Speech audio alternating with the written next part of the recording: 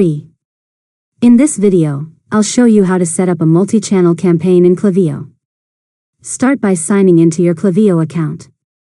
Before you begin, make sure both your email and SMS channels are configured. If you plan to use SMS, your SMS setup must be approved. Next, click Flows from the left menu, then click Create Flow. You can choose a template from the Flow library or click Build Your Own to create a new automation. After that, choose the trigger for your flow, such as a customer joining a list, placing an order, or starting a checkout. Once the flow builder opens, you'll begin adding your messages. Now drag an email block into the flow and customize the email content. Then drag an SMS block into the workflow to follow up with customers who have opted in to receive text messages. You can also add time delays or conditional splits to control when each message is sent.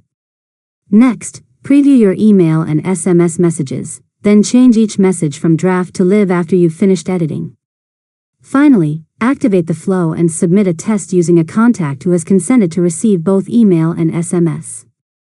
This confirms that your multi-channel automation is working correctly. And that's it. You've successfully learned how to set up a multi-channel campaign in Klaviyo. If you found this tutorial helpful, make sure to subscribe to Learn Mode Lab for more tutorials.